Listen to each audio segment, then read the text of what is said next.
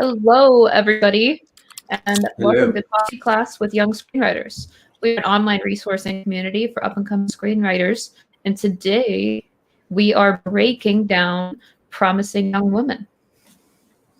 Very exciting. We I think it's are. the most recent film we've ever done in Coffee Class, so apologies for the rental fee on that one. But I hadn't seen it before. Adam, had you seen it? I had not seen it before, but I had it spoiled for me. So, Oh wait, did I do that? no. I read an article that was upset about the ending. And Really? Michelle is upset about the end. Oh, good. Because I want to talk about the ending. That's great. Yeah, it's controversial. I have an opinion, but we'll wait until after. Wait, John's. do you have a theory or an opinion? I have an opinion, not a theory. Hmm. I have Damn it. That's new. I have a political opinion. Oh, Political That is completely separate from the quality of the movie. So that has nothing to do with the discussion. interesting. Okay, Now well, I'm that'll curious. Yeah. Well, one of the reasons that I'm reading these comments. One of the reasons I suggested it is the ending. So I will get to that, but I'll get to the beginning first. I think. Don't you think that's the way I should do this? However you want, John. This is your movie. Why don't I go back to front? I'm going to go front to back. John can do it backwards. Yeah. We'll see. No, but I did remember. I didn't read a review spoiling the ending, but I read a beautifully horrible review written by a man saying Carey Mulligan wasn't hot enough to be convincing in this role. Wait, and what publication? Wait a minute. It was like a legitimate publication. Yeah. Oh, I remember because on. it became a whole thing on Twitter. People were like, you gotta be kidding me. That's First crazy. off, it's Carey Mulligan. Shut up. And by the way, off, it's just wrong. The point is that it doesn't it's matter. wrong on so many levels. I mean, it's just wrong. Yeah. Yeah. The point is that it just doesn't matter. Yeah. Not hot. It was variety. I guess. Variety? Really? I think so. That's Andrea's saying. That's Andrea just said that variety wasn't hot store was enough to die. Is that what they were saying? She's not hot enough to get killed. Yeah, basically, that she wasn't. She's such hot a good enough. actress, by the way. She's a really good actor. Yeah, here we go. So, the columnist had to apologize, and the excuse was that he was gay, so that he can't be misogynistic. So that was. Has he ever met Bret Easton Ellis? yeah. That's that's a whole nother can. That's good. Okay. Yeah. Okay. Yeah. Just wanted to bring that one up because it's like, Okay. wow, What I you saw saw was, that movie and missed the whole point. The one Wow. the negative review I saw was by Polygon, and it was from a feminist writer who thought that the film was I'll get into my political. I agreed with her, but we'll get to that at the end. Okay. Great. Okay, great. Okay, should we jump into it? John, Yeah, you ready to break it it's down? your time to shine. I'm Okay. excited. Well, let's see. Let's see if I just fall all over myself here. What's happening? Okay. Alexie, are we ready? Yep, We're ready you to are go. good to go. Okay. So, Promising Young Woman. I suggested the film. I think it's a terrific film. I saw it right when it first opened, and so I had I hadn't read any reviews. I had no previous knowledge of what it was going to be. Cassie, we meet the protagonist early, and nice bit of reversal there. The game is on. She's seducing guys and then taking them down. Clearly, she's got an agenda. She's up to something. We see the book. We see a book which is her scorecard. She keeps score of the number of guys that she lures in, and then again takes down. Again, early on in the first act, we meet her mentor and boss, Gail, and Gail. I think is really wonderfully drawn, and she says, "Why are you working here? Why are you working for me in this coffee shop? Clearly, this is beneath you.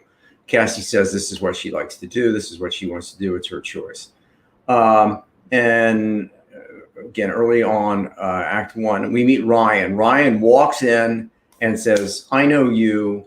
We were in med school together. And he likewise is kind of like, what are you doing here? It's a wonderful moment when she spits in his coffee and he drinks it. It doesn't appear to be a relationship, a great way to start a relationship, but he's kind of smitten. He's funny, he's glib, but they get off to a bad start. One could argue incorrectly, I think, that this is the inciting incident when she meets Boy, but actually the inciting incident happened many, many years ago. We'll get to that in a second. We meet Mom and Dad, Cassie's 30th birthday. She lives, it's just kind of wonderful. She lives with her parents. She's 30 years old. She forgot it was her birthday. As she celebrates her birthday, her 30th birthday with her parents in their home, it's also mentioned that she has no friends. So, it's well established in this first act that something, has gone amok. Something's wrong with her life. They give her, I kind of love that. They give her a suitcase suggesting that maybe it's time to move on. Not very delicate, but that's the way that goes. I think by now we begin to glean. Fennell, the director, doesn't hit us over the head with it, but Cassie is flawed. She's on this mission of revenge. We don't really know why yet. And we know that her life that she started, or not too long ago, she was in medical school and had a promising career, promising life. All that seems to have gone into the drink. And she's working at a coffee shop, living with her parents. It's not probably what she had dreamed of. Page 23, Ryan returns to the coffee shop. He's interested. She spat in his coffee, as he says, or she says, and yet he's come back. So we think maybe there's promise. They have lunch, and we learn that Cassie was a standout in med school, but she's kind of apathetic. She says, I decided not to do that. We know there's more to the story. This date, which should not be eventful, kind of ends badly. It ends badly, mostly due to Cassie.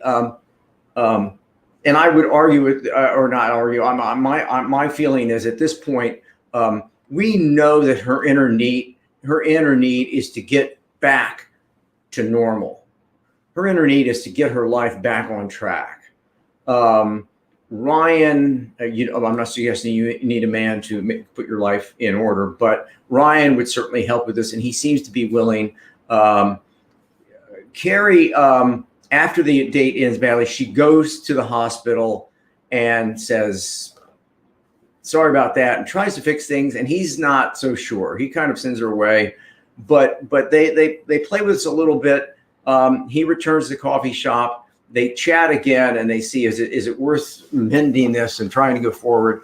He certainly is. Ryan is certainly on board for that. And it's during this conversation that we hear some names and gain some backstory. The first name we hear is Madison and Al Monroe, Al. And we learned that Al, they were all in medical school together, and Al is getting married, and Al's life is in great shape.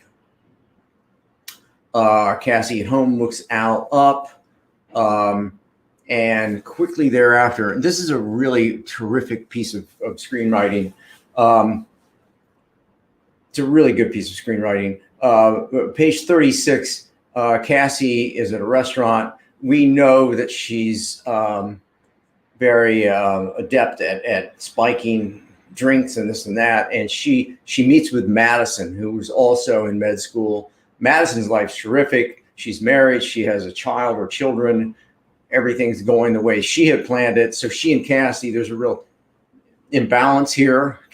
Again, Cassie, coffee shop, no job, no friends, live with the parents.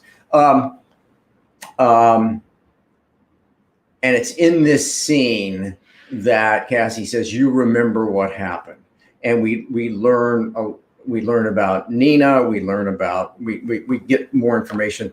Fennell, the director, screenwriter, is holding on this a little bit, but the main point of the scene is to introduce Madison. Now, this is again at page 36. It's a great subtle way. Madison's just kind of laid in there. She's in the antithesis of Cassie. She says, it was bad what happened, but don't worry about it. It's old news. We were kids. Cassie's not buying that. At the end of lunch, Cassie walks out. She stops at the bar and says to a guy who's waiting there, who's clearly a plant, that he should make a move on Madison, and she's already reserved a room. This plant will take Madison to a room, and he's not supposed to do anything. Now, here's an interesting thing to look at. A way to handle this, and many people would handle this, they would have had a scene with the guy at the bar setting up the situation. So they would have had Cassie meet with him and say, okay, you're going to wait at the bar. She's going to be drunk. I'm going to leave. You're going to pick her up. You're going to take her to room 421, whatever it is. That adds a scene. And this writer, I really appreciate this, because the writer gives us that information in about half a page, less than half a page, and we know that's already been designed. So we can work story-wise, we work backwards. So what you've done is, rather than have a scene where you say, this is what's going to happen, and then have it happen, you write the scene, I hope this makes sense, as it's happening, and we know the previous scene. We know how it was designed.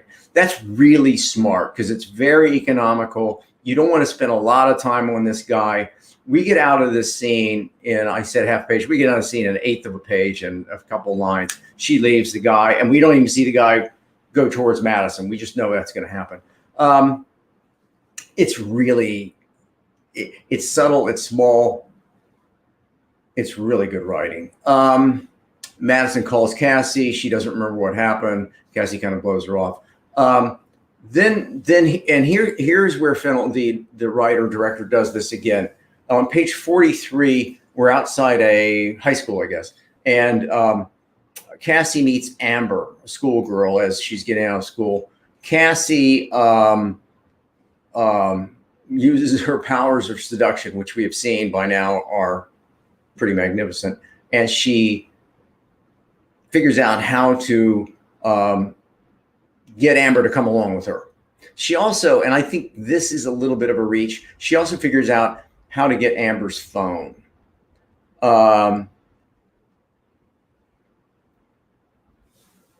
She gets Amber in the car, takes Amber to the mall where this boy band is playing, whatever is happening there. We don't need to see that, and the writer-director does not show us that. We cut right to page 44, where Cassie meets with Dean Walker, and they discuss Nina Fisher, Al Monroe, what happened. And we learn that Dean Walker was responsible, or somewhat responsible, for not taking action against Al. It was a long time ago. Forget and forgive, so forth and so on. Cassie's not buying this. And Cassie leaves, and she says, oh, by the way, your daughter Amber I dropped her off at a boy's room with vodka, the same room that Nina Fisher was in, by the way. And Dean Walker starts to freak out. So she sees how it feels to have the shoe on the other foot. Dean calls Amber, and Cassie, of course, has Amber's phone. So it's it's smart. It's smart storytelling. If you broke it down, you would question the pieces maybe a little bit. But by now, this movie's moving so well. I think the audience is all on board.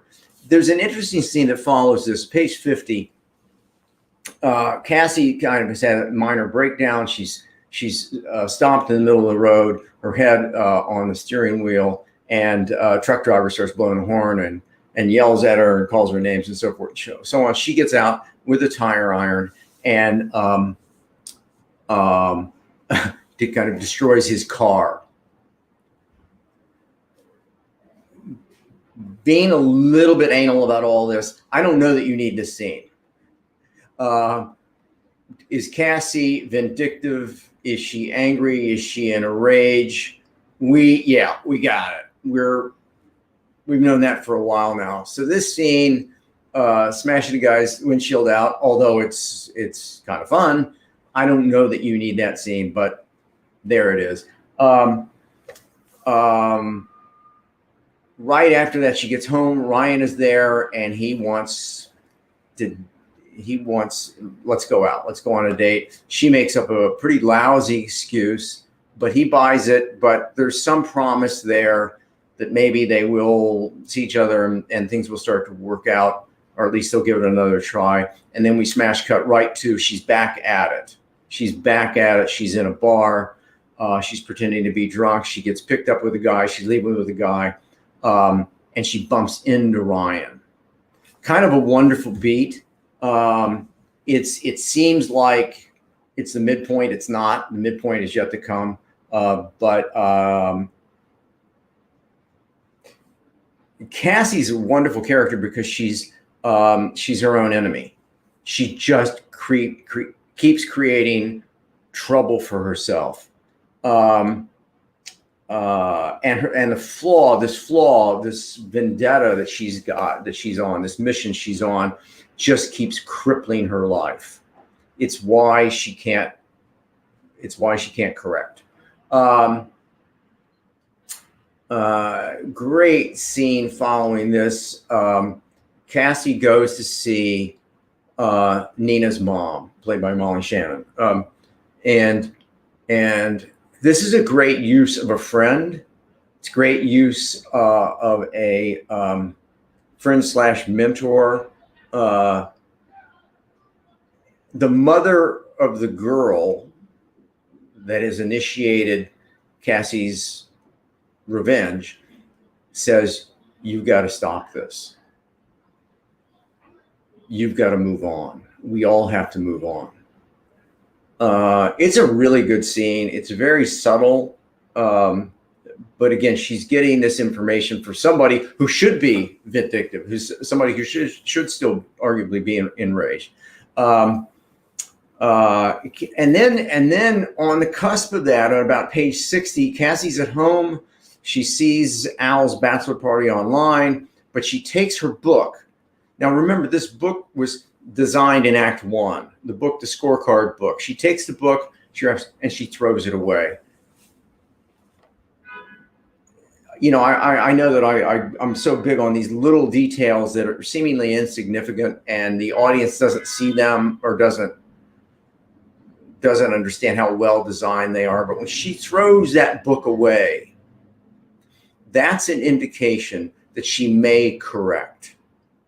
She may, now, by the way, as screenwriters, we know that it's page 60, 63, somewhere about in that range. And we know she can't find resolution yet because the movie would be too short.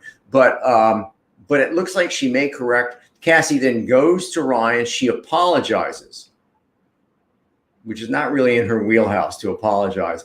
And about going to a bar, picking up a guy. She says it'll never happen again. And Ryan says no.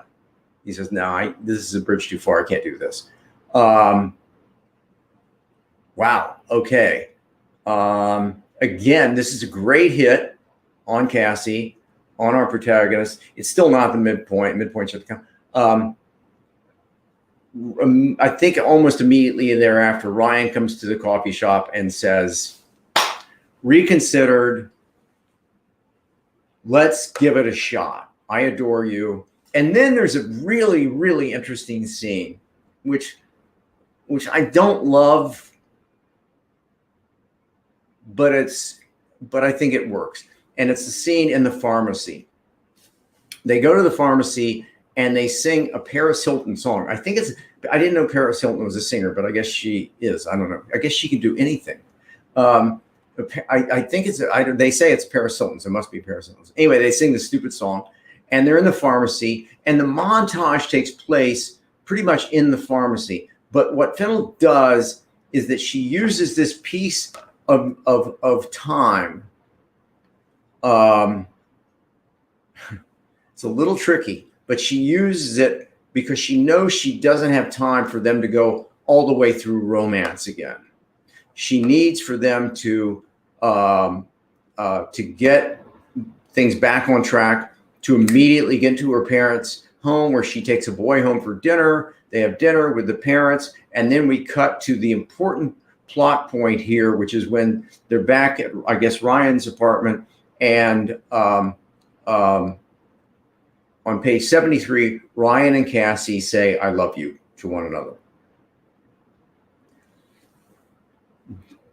This would, again, suggest that from Nina's mother to these other pieces that play in this mid to late second act, that she may be getting beyond her flaw. And then on page 73, Madison shows up. Great, great story point. By the way, I think Madison is only in this movie 3 times. Really smartly played.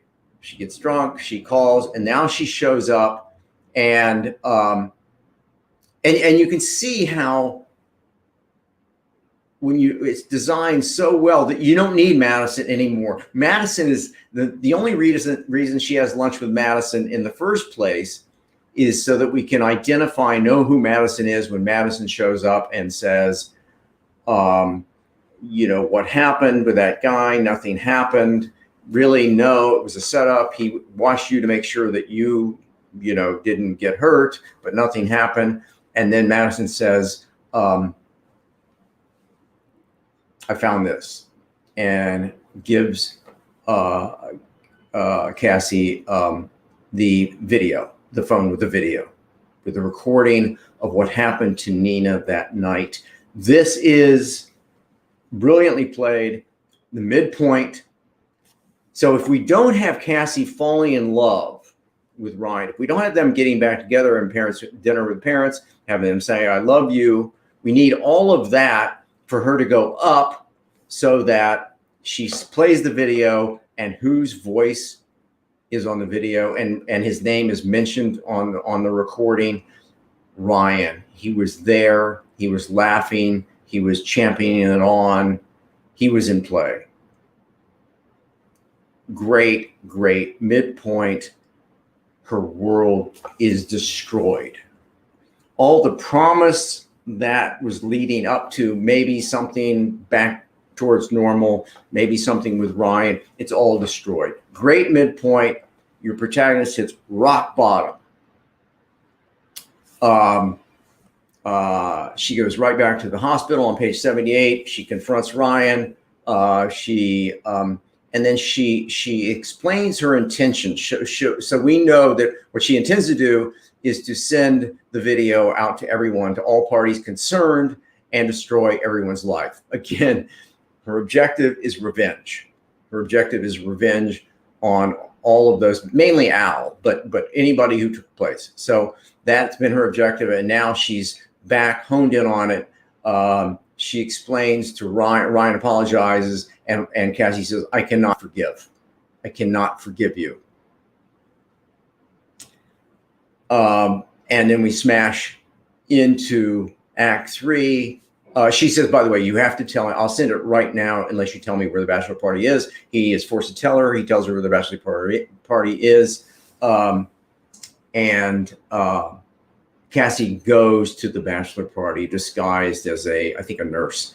And she's kind of a nurse / stripper. She meets Al. She gets Al upstairs into bed. She handcuffs him and he says, "What's your name?" or something, and she says, "I'm Nina Fisher," and he says, "What's going on?"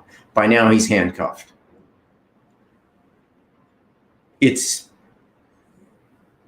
so well done. And my take on it, I'd be curious to know what everybody, but my take is that she is going to tattoo Nina's name on his body. Med school background would allow her to make this happen. All of that's cool. She's getting ready to go to work on him, and one of his hands breaks free of the handcuff, and he takes a pillow and begins to smother her. Now, again, I watched the film without having read anything about it. First of all, I couldn't believe how long that scene went on. And I could not believe that the director was going to kill her. The director was going to kill Cassie.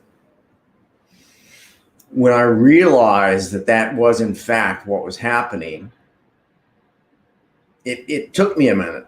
I was taken aback because I thought, wow, that is some choice. We cut to the next morning. His best friend comes up. I think his name's Sam. But anyway, the best friend comes up and says, "What the hell happened? I killed her." And the friend says, "It's going to be all right." And what do Al and friend do? They take Cassie's body and they burn it. Out in the woods, take it out in the woods, and they burn it. They destroy the body. Cops talk to mom and dad. Cassie's disappeared. Cops talk to Ryan. Ryan says they broke up. And page 104, we cut to the wedding. And Al is getting married, and it appears he's going to get away with it. And then phones ring, and the jig is up. Oh, I forgot to mention, there was a scene back in Act 2 with Mr. Green, who was the lawyer. He gets a letter from Cassie, or a note. We're in the wedding reception, and phones start to ring. Ryan sees on his phone clearly what's going to happen. She has released the video, and police arrive. Gail at the coffee shop receives the necklace. I'm opening that. So, and then of course we smash cut to the woods, and they find the remains, and they find the other piece of the necklace. And Al is arrested at the reception. Text messages arrive, and it says, "Here's the video. Love, Nina and Cassie." So this third act, this ending, which I know, and again, it caught me off guard. This film, by the way, is noir. This is a noir film. This is an anti-hero. Cassie has an opportunity to correct her flaw. She does not correct flaw. She embraces flaw. In true noir style, she reaches from beyond the grave and comes back and fulfills her objective. The objective was revenge on Al and all that were a party to that party. She is so smart, so clever. She reaches beyond from the grave back to them and gets them all. So objective is obtained. Flaw is not corrected. What I love about the ending is that there was a story. Trust me on this. There was a story meeting when the producer said, "Oh my God, we can't kill her. Is there a way out?" And Fennell stuck to her guns and said, "No, it's dark. She gets revenge. She's an anti-hero, and she dies." And it all seems to make sense to me. It's not a third act with an ending, tied up in a bow. It's a blunt force, if you will, ending. It's really tough, but I think it is in keeping with the noir sensibilities and genre of the film. And it's a filmmaker. This is a filmmaker. When you see the choice of this film, the choices that she makes, And the design of the whole movie, you know, you're in the hands of a filmmaker. You know, you're in the hands of a really, really strong storyteller. One last thing I'll say before we jump back to everybody. The other thing that I'm not sure I like, but I certainly respect and admire it is the music choices, and even the color template, the colors that are used.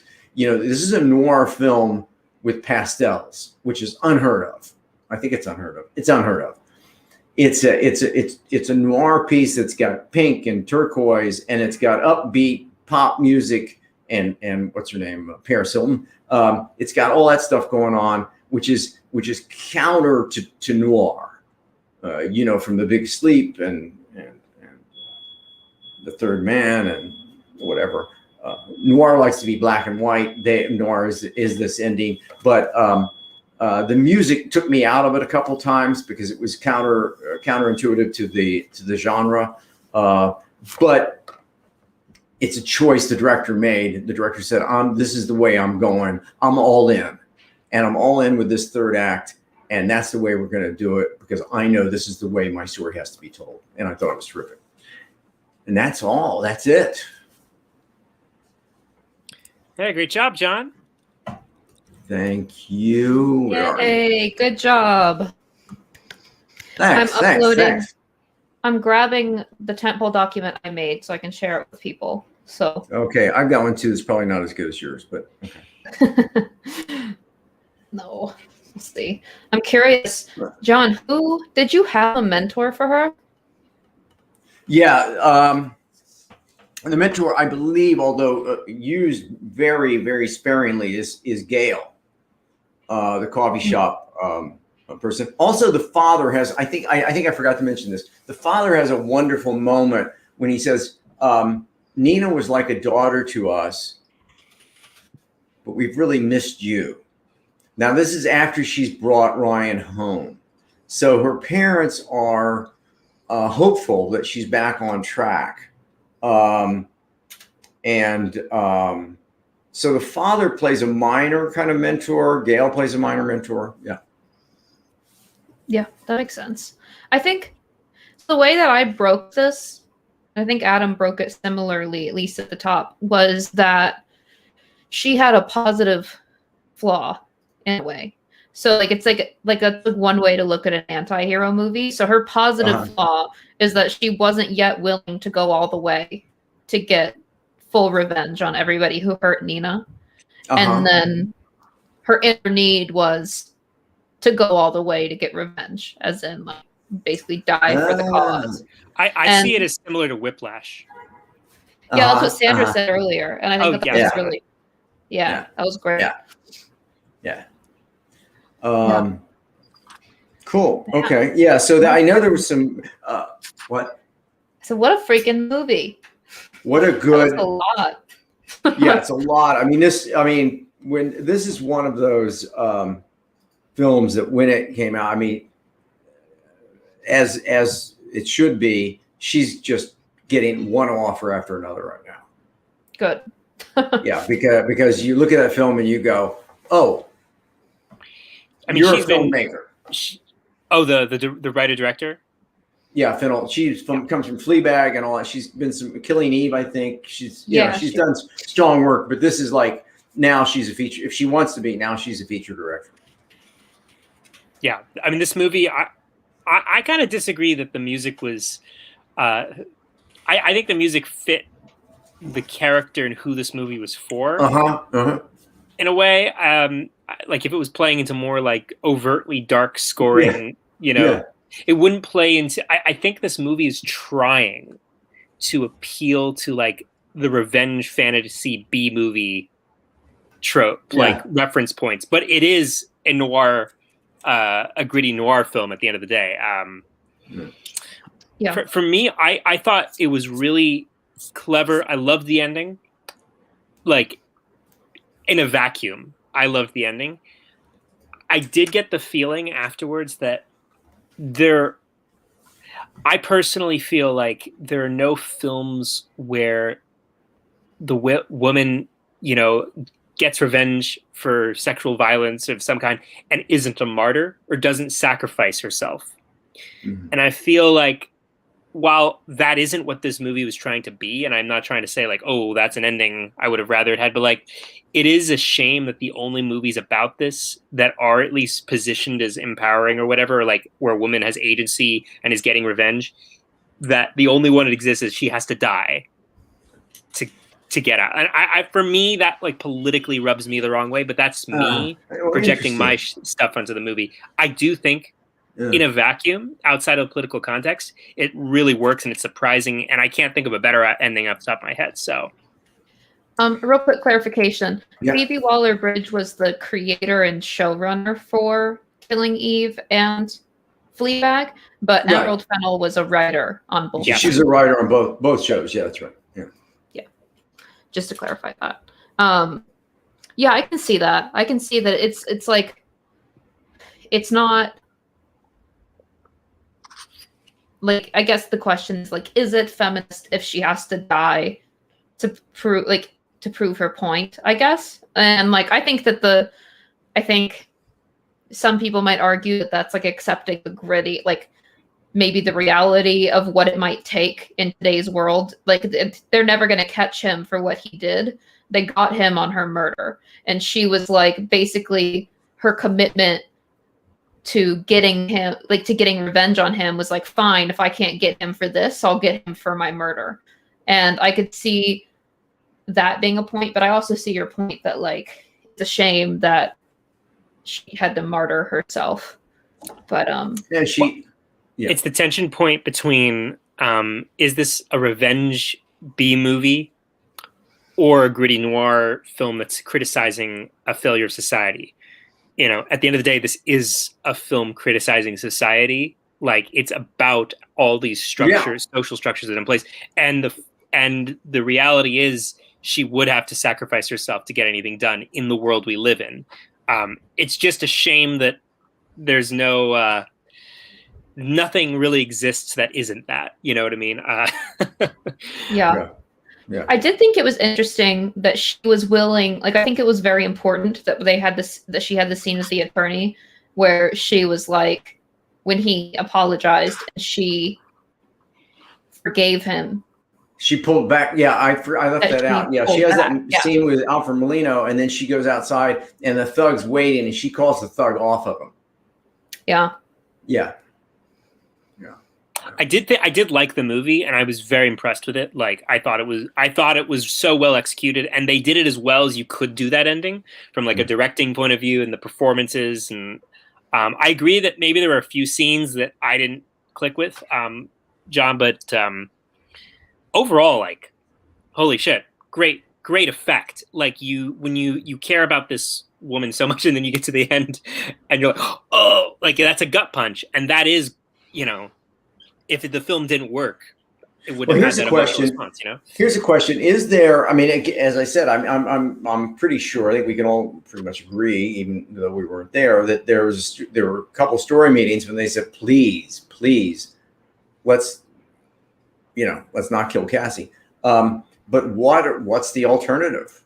She sure as hell isn't going to the wedding.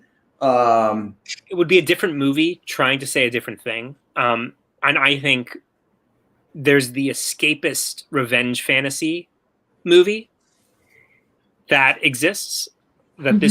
I feel like they were trying to market it that way.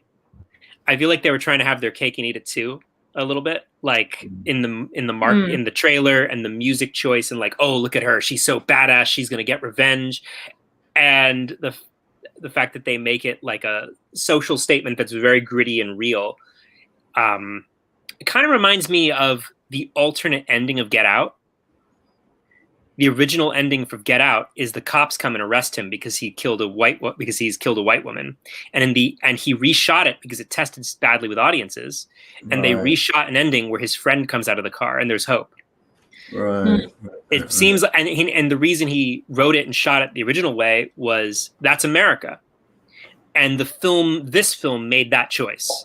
This is America. This is the world we live in, and this is the reality of it. Yeah. But Get Out, I feel like it's an ideological thing. Like, the director chose to pursue the fun over making a social statement. And I feel like this film was making a social statement more than it was pursuing the fun. But I did think that this one did a good job at, like, yes, it was a social statement, but it didn't feel, I mean, Preachy. I'm sure that someone who maybe disagrees with the statement might feel it was preachy. But for me, it felt like the lines that she included were like classic lines, like the things that people say. And it was just so, like, it felt like very, I don't know. It's like, it's a validating film, I guess, if you're like to like see it all so connected. But it's, I don't know. It didn't feel preachy to me, but I guess maybe it would feel preachy if you disagreed. I could see people being pissed off about it if you. I don't think it felt preachy at all. I don't think it felt preachy at all. I thought it did. I completely agree that it did such a good job of showing a point of view, like from the opening, from all these sequences of like it was validating in that it showed an experience.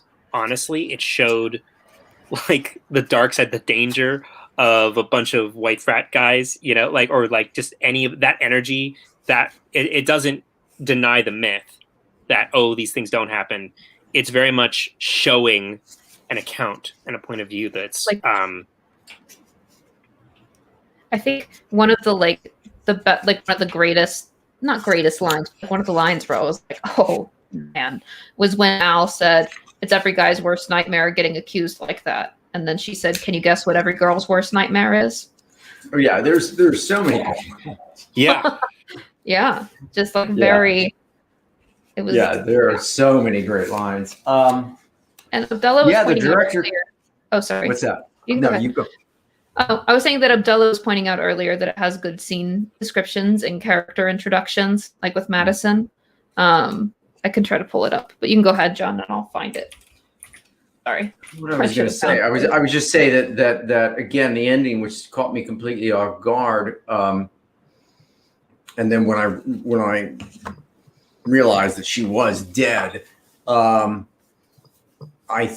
just fell in love with it because I thought that Fennell was true to the spirit of the film. Mm-hmm. You know, she said that this is thematically, this is how this works, and this is how I'm gonna, and that's the way it's gonna work, and stuck with it, and that's brave. So here's the description of Madison, which is very, very on point. Cassandra looks up. There is Madison. She's gorgeous, wearing a tasteful but obviously very expensive clothes. On the surface, Madison is all warmth and sunshine, but is one of those people who has a way of making every compliment sound like a burn. It's a great line. It's a great line. Yeah, I mean, this is that's something an actor looks at that and gets excited. Mm-hmm. Yeah. They got Allison Brie, so that, you know. Yeah. Yeah. She's freaking great. A lot of good questions in here. And Carey Mulligan, I mean, this is, I don't know what the film was made for. If Avi were here, he could tell us exactly what the budget was. But, it was made inexpensively, and yet Carey Mulligan, signed on. It said $16 million on Wikipedia. Wow. Okay, so that's cheap. But Carey Mulligan, so I'm sorry, I always go back to the nuts and bolts of it, but her agent said, "You're going to love this script, and they're not going to pay your fee." And Carey Mulligan read it and said, "I'm in. Mm-hmm. Find time for me to make this movie because I want to make this movie." So everything just lined up. It's great. It's great. So here's a quick question: is she does she have a flat hero arc? She knows the truth in the beginning, falters in the end, and goes back to her truth. I don't think so in this case, because I think that she isn't willing to die for it until she dies for it. And I think that's why I think it's a positive flaw. Like, she starts off not willing to give her life to this necessarily. Like, she's obsessed, but she's not all in all the way. And so she changes in the end by dying for it. And we see that that was something she was willing to do because she'd set up all those things basically expecting to die at this place. Like, she knew that that was a strong possibility and went in anyway. I think that's why it's not just like, she might have been flat if we didn't know that she was prepared to die, but we knew, but because of what she set up in the event of her death, we knew she was prepared to die for it. Also, I'm sorry, man. No, that's it. It's a great ultimate test because, excuse me, what I just had 2 hours ago, I just was speaking to a student and trying to get across the idea that what you do is you imagine what your protagonist fears most. You imagine their worst nightmare, and then you make it happen. This is on the money because what she's walking into is a frat party. It's the same design that happened to Nina. So she is walking into all male, all drunk, and that is her ultimate fear because of what happened to Nina. That's beautifully designed. I mean, a bachelor party and a frat party, they some might say they're synonymous. So that's just such a smart choice that she walks in there alone. One girl walks in alone. 20 drunk guys. It's beautiful, fantastic. Pretending to be Nina too. She was a nurse. Yeah. And she swapped out the side. Yeah, that's right. Oh, you're absolutely right. Yeah, that's just a fully parallel. Yeah. Smart, so smart. And then says, I'm Nina Fisher.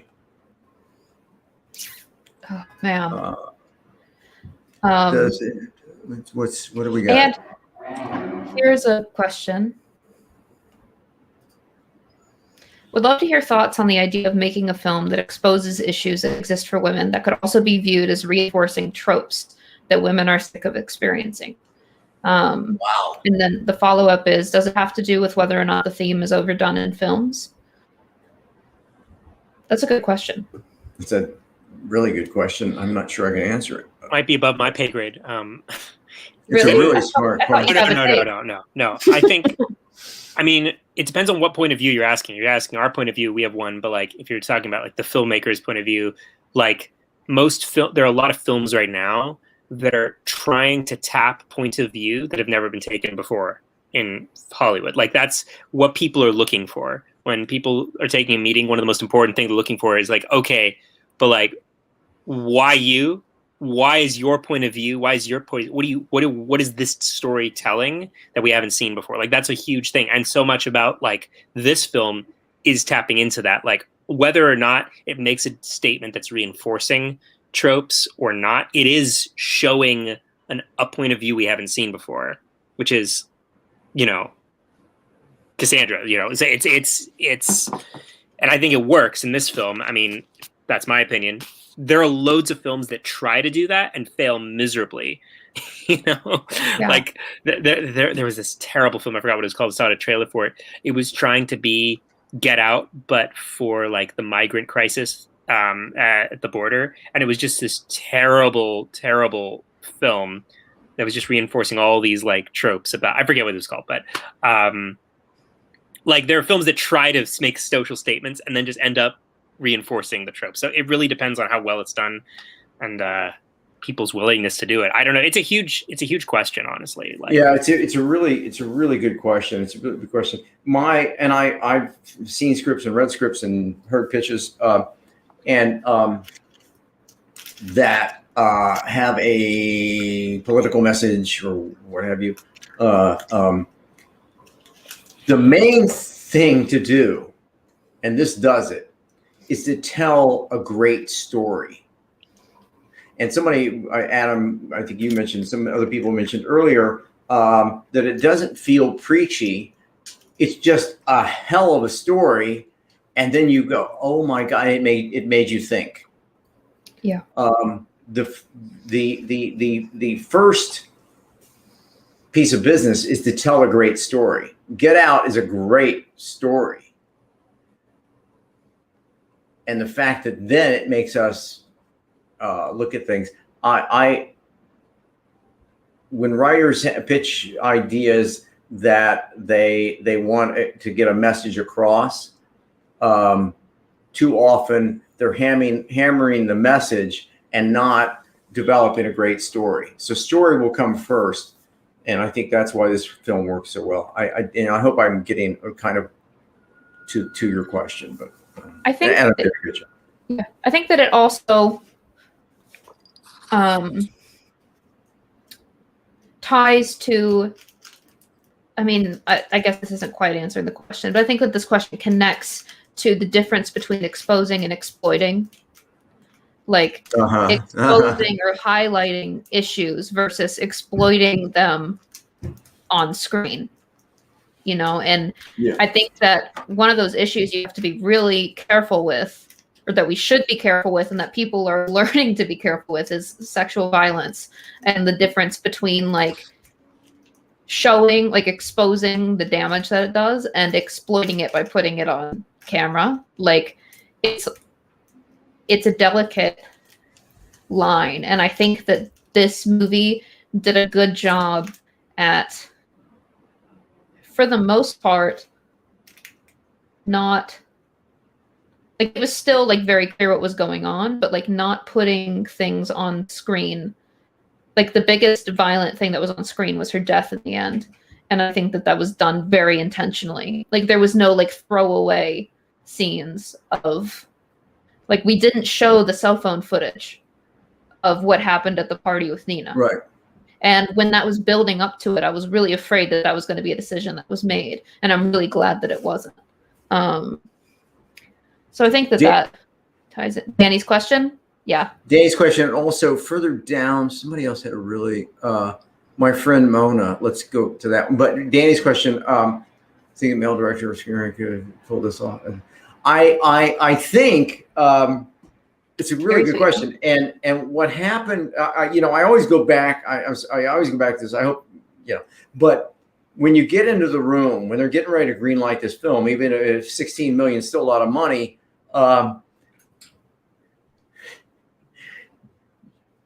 you don't want to if you're a white guy on the production side of this, on the studio side of this, you don't want to mess with a female director. You don't want to try to override her point of view, because you really get hung out to dry. I think the question was, could a director, if you were a man, do it? And my answer is probably not. Probably because not. Like, you have to think, it's not just directing, it's not even just writing, it's the thousands of point of view decisions and lived experience it takes to, if you're a person with a different lived experience and you're choosing to write about a lived experience you have not had, you either have to do an extraordinary amount of research to even get close to it, but it's never going to be the same. It's like those small subtle details that are threaded into the script, that are threaded into the way things are written, the point of view. Those are things that you just like, why even bother? Write something that you can connect with. Let women write these stories. Absolutely. Yes. Jesus. And I think that's true of a lot of things that are like that. Empathy can get you far, but it's not like living in those shoes. No, it can't replace firsthand understanding. Or like, even if Emerald, the writer, hadn't like directly experienced everything that was happening in this film, I don't know what her personal experiences are. I wonder if she's talked about it. It's like being in the position that like you could is something that's like non-transferable. You know what I'm like? I don't know. It's I think that, and also, I mean, there's a question of, can you write it? And I think the answer is that it would always be different than that's right, writing it from your point of view. And then there's the question of, would someone buy it? Like, can you in the Hollywood system create that? And I think that thankfully people are becoming more aware that we need voices telling stories that are that are from their point of view. And just to address this, from Abdullah, David Fincher pulled off Gone Girl. Gillian Flynn, the screenwriter and author of the original book, was a woman, and David Fincher. The story is about a man's point of view. It's about the husband. Mm-hmm. Right. This script in today's market, today's Hollywood, this script, if a man had written this script, the rewrite would have been done by a woman. Mm-hmm. For exactly the points that Alexie's talking about. We need somebody. Empathy is great, but until you've lived it. And I'll just name the other elephant in the room about all of this is that's one hand side, the creative. Is it good? Can we do it well is one side of it. Then there's the marketing publicity angle. And studios want a woman's name on this to be protected from articles and to be protected from Twitter backlash. They care. Netflix cares about the optics of who's attached, because they know that people look this stuff up. They know that when journalists are about to review a movie, they immediately look, did a white guy direct this? And right. If the answer is yes, it's all self-preservation. It's fear and can it make money? And they also, this is maybe a little cynical, but like Netflix knows that if you're telling a black story and you get a black director, even if they have to pick between like a talented person to a slightly less talented person, they're going to pick the person that's going to make money for them and market for them. You know, ideally you pick the most talented person anyway. And that's what's happening. There's so many great, like when you pick a screenplay / director, you know, who has a particular voice, but they're all afraid. They're all afraid. And some would argue that they should be, Abdullah's, you know, like, let's not forget this one. Like, I guess, like, yes, I guess, because people in charge of these studios haven't really miraculously become aware in many cases, but they are aware that other people are aware, and I think that that's guiding them to make more progressive choices. And I think that's the point you're making, Adam, is that like they're not like not everybody is making these choices to include authentic voices for the sake of like because they understand that it matters, but like sometimes they're making the choice because of marketing reasons. And I say that's a start. But I do want to add in my opinion on one thing though, is like there's a difference between writing about a controversial lived experience that requires a very sensitivity, and like I don't want people to think like, oh, I can't write female characters. No, you should. Oh. You are a human being. You're capable of empathy. You're capable of creation. Some of the best written male characters ever have been written by women. And there have been some amazing female characters written by men that have been 3-dimensional. What we're talking about isn't don't write women's stories as a man.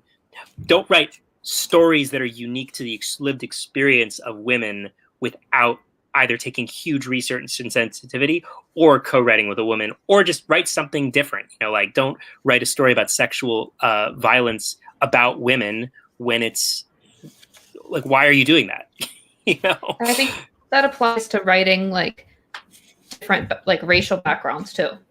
Like if an experience is specific to a specific race, then and you do not identify that way and you do not have those experiences, then you know you need to be aware of that and either do copious amounts of research, which even then you probably should get a co-writer or write something else, is my opinion. But you can and should include characters of different backgrounds in your scripts. It's just like when the story is particular to a lived experience that you can't have,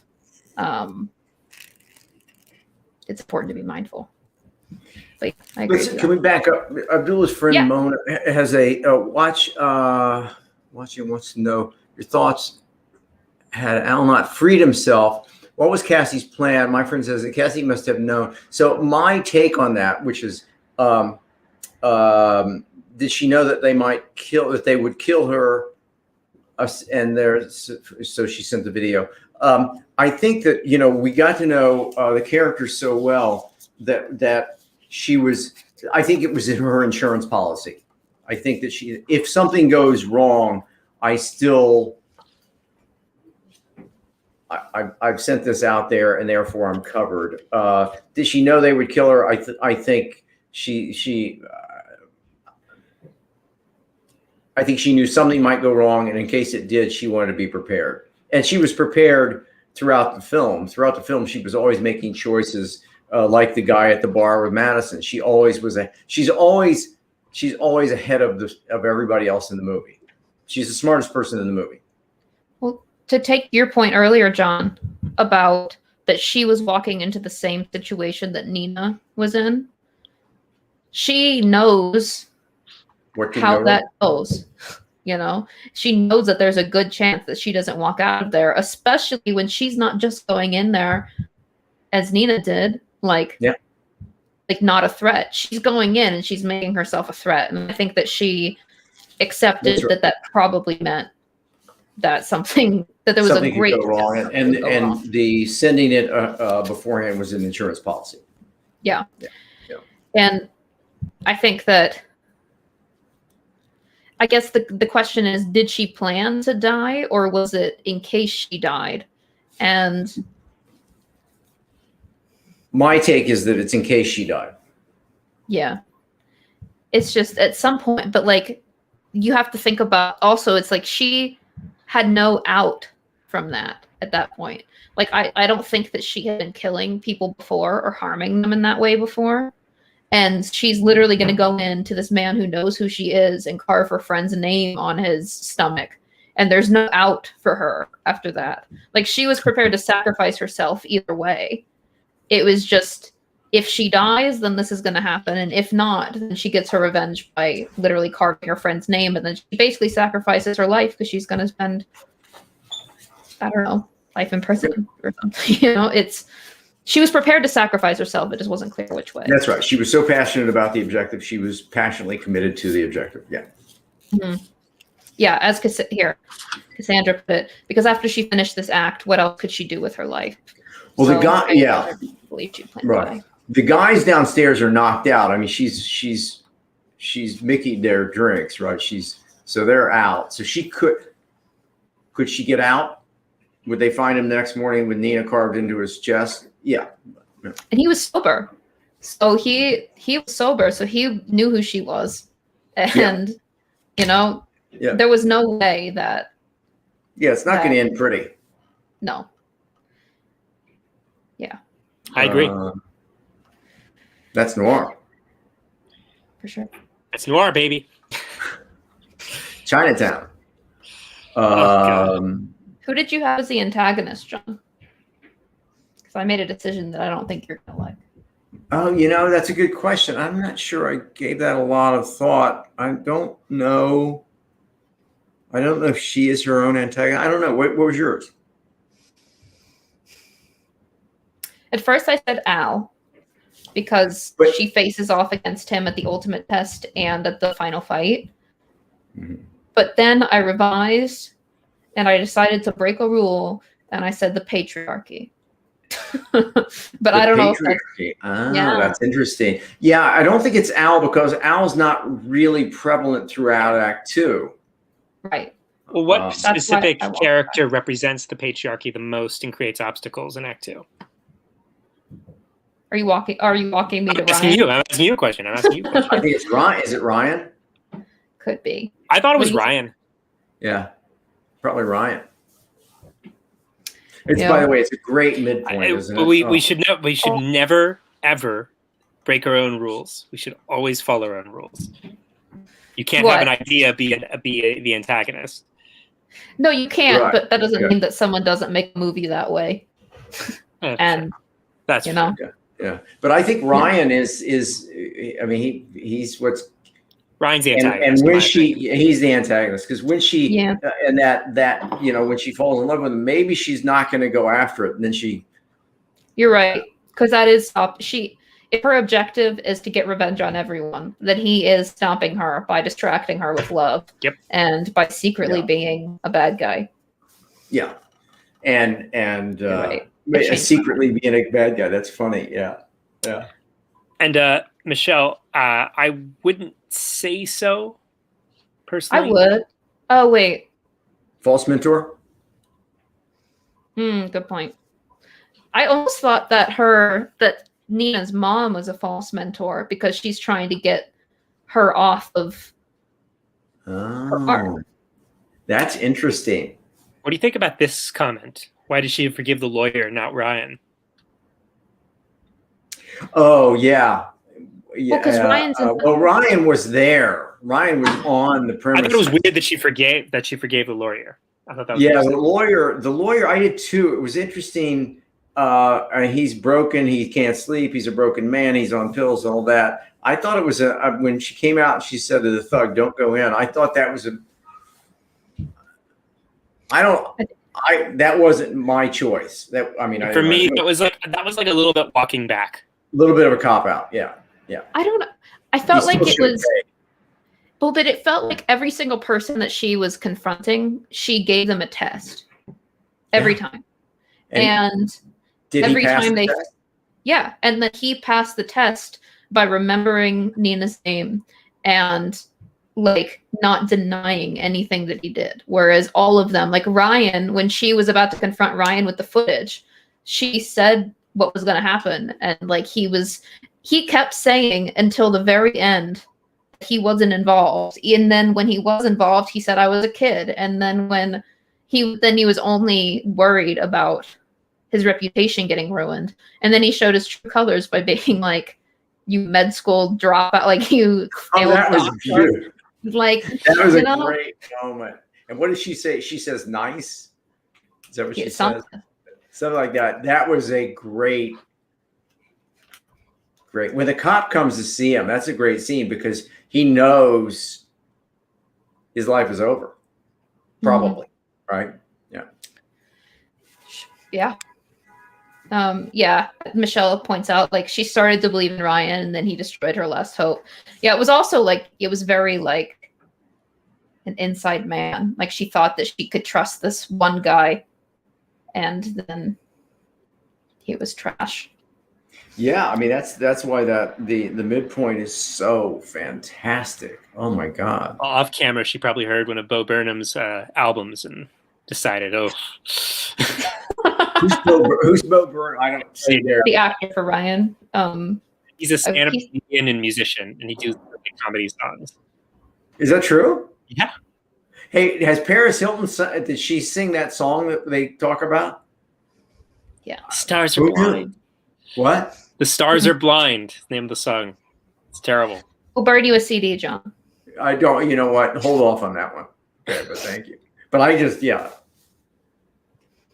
kind of a funny scene. Yeah.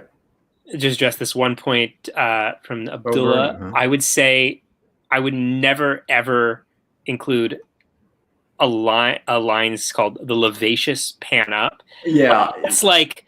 Yeah, like no, I'd cross that out if I was. She directed it. Yeah, she can't. Yeah, she directed it, and everything else is great. They're not like, but if you aren't like a director or writer with power, it's like, why would you ever do that? It just makes people hate you more, you know. Yeah, I mean, I can see like the script starts shaking in your hand when you read that one. Like because if it's somebody wrote the Lavacious Pan Up, they wrote 20 other things that make you want to scratch your eyes out, you know. Yeah, it was. I mean, she made other decisions that weren't quite right. Like I mean, she capitalized Cassandra every single time she was in scene description. Yeah, it's a little annoying. Yeah, it's kind of odd. I mean, yeah. But like you can get away. At the end of the day, there are no rules. Like there are conventions. There is a general accepted rule as convention of style. I mean, there are a few rules, you know, but like. You can get away with stuff like that if you have power. I mean, Paul Thomas Anderson writes his screenplays in Microsoft Word. And like, they're hard to get through. I'm sorry. I tried to read the There'll Be Blood script a while ago and it's hard to get through. It's like pan here, pan there, pan up, go like, it's like half. I mean, I get he writes that and he knows he's going to get it made. It doesn't fucking matter. He's making a document to communicate with his actors and with his team. And for him, he knows, hey, I'm going to pan up here. Yeah. Also, his script is being read. His script is being read by the head of production in the studio.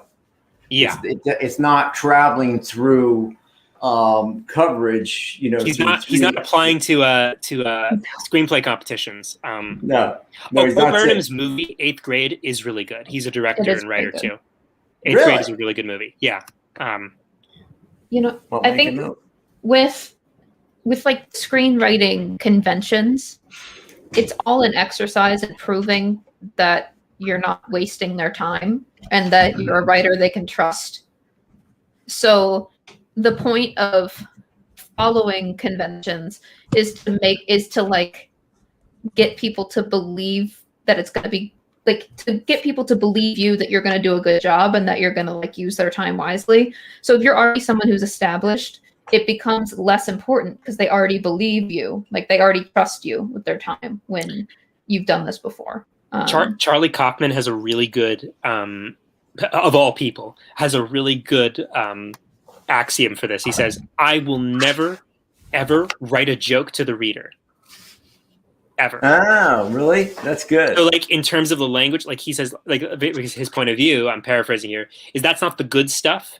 The good stuff is what gets on the screen, right? Like, and if I distract from the thing that matters by like an inside joke or a referential funny wink at the reader, you can do that and it can help you. Like you might make an agent go, you know, like, or something, you know, but like at the end of the day, if you're focusing all your mental energy on the good stuff, not the stylistic, ornate, like, oh, I'm winking at the reader, you know, flourish, you're going to be better off. You're focusing on the character interactions, the choices the characters make, like the nitty gritty stuff, like that's not fancy on the page.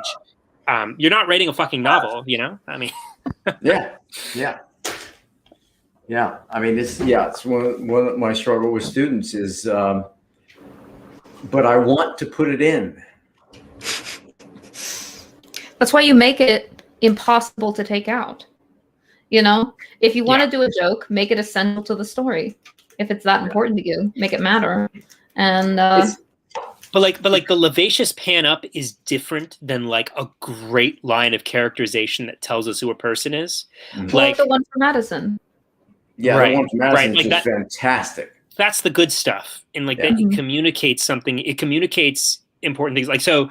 I always go back to Kurt Vonnegut's 2 axioms for writing, or not axioms, but like 2 rules for writing, which is every sentence should either advance the plot or reveal character. And if you have a single sentence that does anything other than those 2 things, you should cut that sentence. I mean, I don't know if there's a better way to put it, you know? No, there's no reveal character is good. This morning I had a Zoom with a young lady in class. And God, it never fails. Literally a month ago, I delicately, because I'm so kind and thoughtful and delicate, Adam just kind of dozed off for a second. Sorry, my eyes are tired. I'm yeah. headache. So, yeah. But I got her to remove 2 characters Wow. who did nothing for the story, and she got them out. So she got them out of the damn script. And I was like, Alyssa, great. And that was a month ago. She calls me today and says, Can I put those characters back? Can I put those characters back in? I said, why? She said, I don't know. I said, what do they do something different? Because before they didn't do anything. And she said, no. And she's a timid, sweet young lady. But she was like, no. I said, so why would you put him back in? I thought, wait, that ship sailed. We're done with that. And but it was just funny that a month later, she's like hanging on to those damn characters. She's probably, I mean, I've been there, you know, where you're trying to address a problem in the source, like in the story, by adding things. When really you've got the wrong thing and you need to shift it this way, you know, like she probably senses there's something's not working or that something she doesn't like, it's not moving the way she wants. And she was distracted. It's kind of like putting, you know, a covering over a hole in the story, but it's a covering that's not water soluble, you know, or that it is. Probably, I would imagine that there's a choice she made early that she doesn't even know was a choice. that she just takes like as like for granted, like a flaw or something that she sees as locked and isn't considering changing that needs to change. That's my diagnosis. I think you're both are right on it. Yeah. She just can't quite, it's funny, she can't quite keep the objective in mind. See, but that's kind of everything, you know, that's like in a movie, that's everything. It's everything. And so she keeps going. And today when I said to her, I said, now, what is the objective? And there was a pause and I thought, oh my God, you've been working on this thing for a long time. And when I say, what's the objective? You pause. Well, she's still learning, right? I mean, you know. Yeah. And I wasn't, it's just, I get it. But it's just weird to like have that I thought that conversation was over. I thought we'd taken that one off the table, and we haven't. John, I gave you a script not too long ago, and you said, I think the objective's a little soft. And I was like, crap. Dang. But I think you agreed. I did agree, but that's the point. Is that like I've written so many, like I was in class with you forever, and then I still gave you a script where the objective was soft, and then you pointed it out, and then I think I finally understood it. I think I finally understand it now, but I was just like, oh. It's hard. It's hard. It's hard for whatever reason. It's hard. I think one of the reasons people struggle with this is that the initial seed of inspiration that made you want to tell the story might not be a movie idea. Like sometimes it's a character situation, but like you pick the wrong protagonist for that situation because the character who fuels the situation needs to be somebody who's the most interesting, the person who's a catalyst of change, the person that goes after something. And oftentimes when you're beginning, right, you make a proxy for yourself. And most people are kind of boring and passive. You know, so I'm boring and passive in my life. Like, you know, I wouldn't be a very good It's not a bad thing to be in real life, but Adam, real quick, I wanted to clarify something that just clicked for me. You've said before that every line should either what is it? Drive story or tell us something new about character. Yeah. Or reveal character, right? And I think that's something that made sense for me because a lot of times people can do whatever they want in the name of character development. But the word is not develop character, it's reveal character, and you can only reveal something once. So unless you're revealing new information, you're not revealing anything at all. Wow, you just contextualized that quote for me. I didn't get that. It's a lot smarter than I thought it was. Wow. That's a good point. That's a really good one. Because if you think about it, movies are all about information, right? It's like, okay, what's the information that tells us about their normal world? And and then how can we disrupt that? Like exposition is really important in a movie. I think it gets a bad name, you know? Character, what the language you put on the page that shows who your characters are, it's information. And if it's not important information, why is it in the story? Right. Yeah. Hey, Thomas has got something here. I'm going to hit on real quickly before we have to go. Thomas, do you think there was a comment? Yeah, Ooh. That's Ryan's movie, though. Yeah. I don't think. Frankly, I don't think so. That would be that would not. Then he'd have the agency. That's not Cassandra, huh? Then he'd have the agency. And he does. It's not. Yeah, that's. And it would be a Deus Ex Machina. Well, yeah, and I don't think that the writer who wrote the script would ever do that because it's saying, well, if we forgive men, maybe they'll do better next time. And we know that's not true. Yes. No. It's certainly not the theme of this film. I this might be a controversial opinion, but I think testosterone is the cause of so much damage in the world. I remember, so my deceased grandfather was a very abusive, not very complicated person with a lot of issues. And towards the end of his life, he was losing his mind and also, being very violent physically. Wow. And they put him on estrogen for a month. And he called my mother and asked her how she was doing. And he had never done that before. and he had been so kind, and he was talking to everybody like he was a different person, and everybody was like, who is this guy? Oh my God. Like, and apparently, and I'm not saying that we should pump hormones into violent people. That's not what I'm saying, because that's a whole can of worms. But I do think that so much of what makes men dangerous is hormonal imbalance. It's like you have human beings. Human beings aren't good.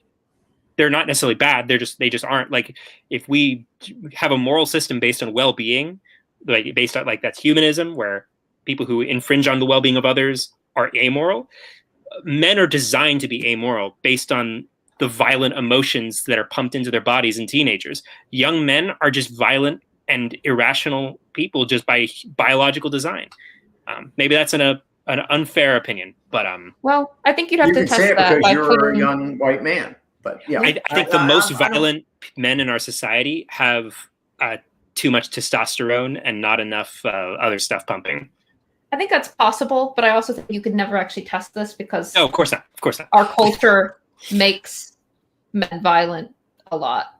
You know, like I think that's so impossible to separate the culture from that. I just think it's biological. It's like in men. Like some men don't have that issue, but I know some people who I went to high school with, who I grew up with, who they've always been violent. They've been violent, and that might be the culture or whatever, but like they've always had like that energy. And I think we as a culture, we can do things to mitigate that. We can direct it in different ways. And I think we have a violent culture. Sorry, I'm getting political, but I think you also have to be careful though of saying this, because it does make people seem not accountable, like men seem not accountable for their violence, because it's, no, people are. It's easy to dismiss it as biological. If we go this route. I do think it's like kind of like, you know, dogs bite when they're when they're feel afraid or when they feel bad. Like, it is. Yeah. I'm not saying it makes it you not culpable for your actions, but it's like, yeah, but it makes you, men are statistically more likely to be violent, not just because of a violent culture, but because of what they are. That's my opinion. You know, well, I would sum that up. Women have to stop. I mean, it's broad, but I will tell you that if you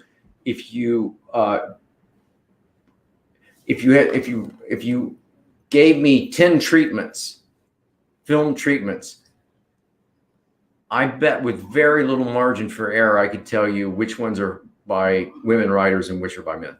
Yep. Yeah, that is true. I mean, when at the beginning of every year, the first and second week of spring, of fall semester, I hear the pitches. And if you could change the audio and I didn't see them, I had my back turned to them, I could tell you, I think, yeah, I could tell you which one were by young men and which stories are by young women.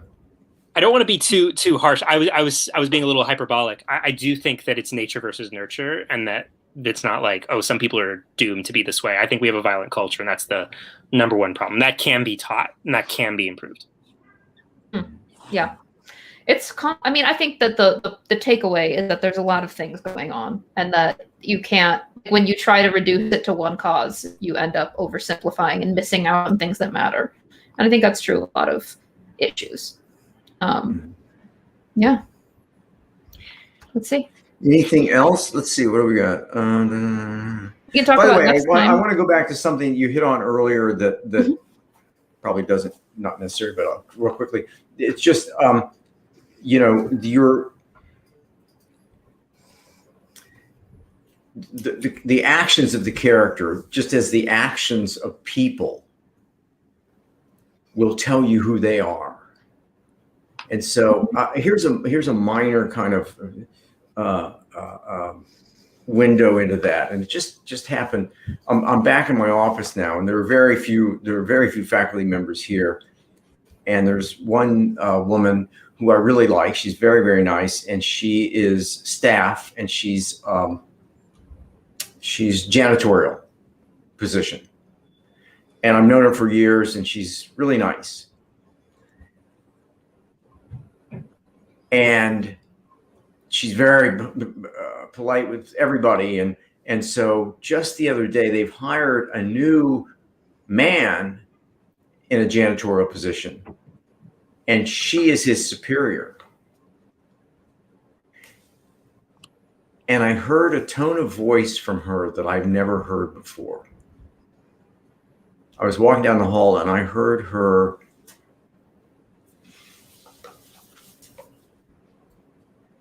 not berating, but I heard a tone of an authoritarian.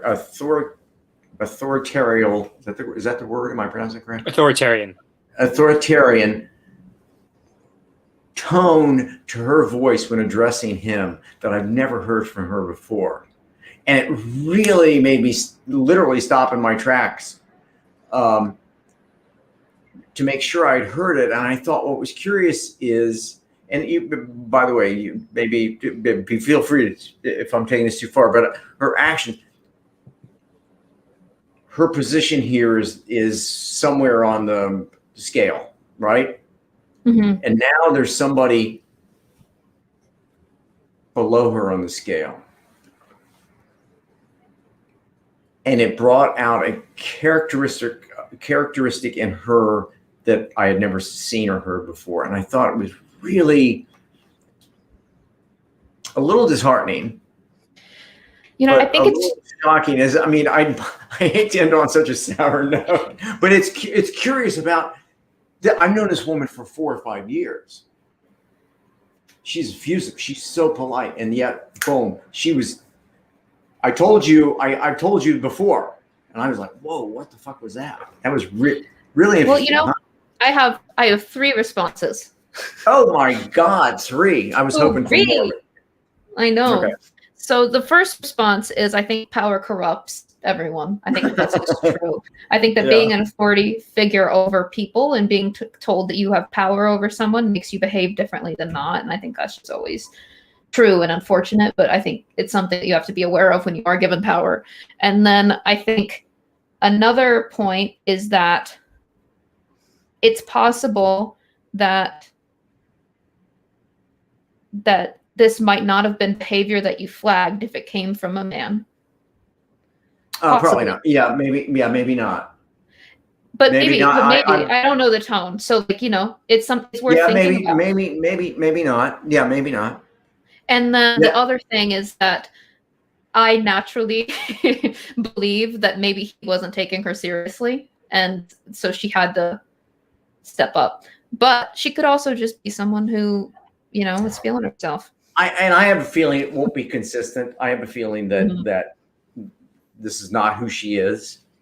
But again, my point was her behavior signaled something that was really interesting, and you know, I love that. I love exploring characters and the behavior patterns. I mean, at the end of the day, this is one of the reasons why I don't believe in hero culture. I don't believe that we should have people in a society that we look up to, because when we do that, we do it like we paint people as not how they are. At the end of the day, everybody's capable of being a cruel, horrible asshole. Everyone's capable of abusing power. Am I the only exception? You're the only exception, John, but that I know. But the only one among us. Damn, that's so.